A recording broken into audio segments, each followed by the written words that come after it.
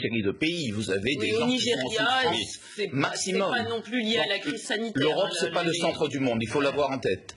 Mais au sujet des ruptures du confinement, eh bien évidemment, on ne pourra pas garder la France indéfiniment sous cloche. C'est encore une fois, c'est une solution qui peut fonctionner sur une durée extrêmement limitée. Et là, le problème, c'est qu'on a le sentiment que c'est devenu un mode de gouvernement ordinaire. Alors, et le 31 décembre, c'est une date symbolique, donc ça se voit de façon tout à fait évidente. Mais c'est d'autant moins supportable qu'on a le sentiment que c'est la seule stratégie du gouvernement. C'est-à-dire que sur les autres dossiers, les traitements, la gestion ordinaire de la crise sanitaire, ils n'avancent pas et la seule solution, c'est rester chez vous. Ça ne peut pas durer, surtout avec une population jeune qui ne touche pas du doigt cette maladie et qui a le sentiment qu'on l'enferme pour quelque chose d'assez abscon. Donc évidemment, on ne peut pas reprocher aux gens à un moment donné de sortir et de vouloir vivre. Et je crois que le gouvernement doit se poser les bonnes questions.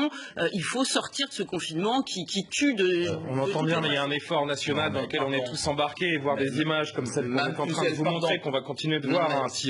Donnez-moi juste un mot de commentaire, Madame Cluzel, pardon. Je pense qu'il faut que nous essayons tous d'avoir un discours. Alors, vous commencez l'année en fanfare en commençant à cogner sur cette question-là. Choisissez vos combats. Sur cette question, Madame Cluzel, vous avez tort. Le problème, c'est que comme le gouvernement, et vous l'avez dit justement, n'a pas mis en place d'autres stratégies, comme sur les vaccins, il va prendre du retard par rapport aux autres pays. On se retrouve aujourd'hui contraint de mettre en place un autre dispositif qui n'est pas le confinement. C'est pas le confinement que l'on vit aujourd'hui. On vit aujourd'hui le couvre-feu. Eh bien, Madame Cluzel, qu'est-ce que c'est ce pays à deux vitesses? Vous avez l'immense majorité des gens qui vont respecter ce couvre-feu et vous avez une petite partie qui vont être responsables peut-être de la suite et du Covid. Madame Cluzel, soyez responsable dans vos propos, donnez pas de mauvaises indications aux uns aux autres. Merci. Moi, je crois que le gouvernement doit être extrêmement réaliste. Alors, c'est pas moi qu'il faut accuser de tolérance avec un certain nombre de gens qui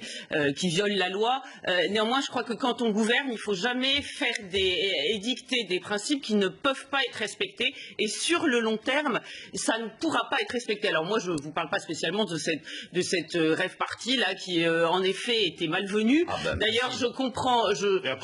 Pour l'instant, c'est la seule info qu'on a, mais on peut imaginer que sur l'ensemble du territoire, des fêtes comme celle-ci, il y en a eu plus d'une. Oui, mais il y a eu surtout un certain nombre de gens qui, comme vous le disiez, dans une grande partie de cache-cache, sont allés chez les uns, chez les autres, parce que évidemment, au bout d'un moment, ce dispositif craque et est vécu comme extrêmement liberticide, et d'autant plus liberticide que d'un autre côté, le gouvernement ne semble rien faire.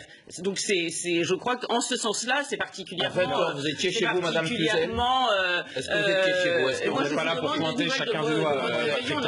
Moi, j'étais chez moi à 20h, je respectais. On n'est pas au commissariat. Ne rentrez pas dans. Oui, parce que là, le deuxième effet délétère de cette crise sanitaire. Et puis on va s'arrêter là parce que vous n'êtes pas que deux sur le plateau. Non, je ne dénonce personne. Et je pense que ça, la délation, ça rappelle. Non, mais c'est le 1er janvier. Doucement.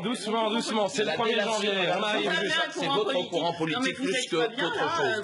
Madame Cluzel, juste un mot. Madame Cluzel, juste un mot. Moi, je le dis de manière très claire. Non, mais vous arrêtez de m'insulter. Je respecte.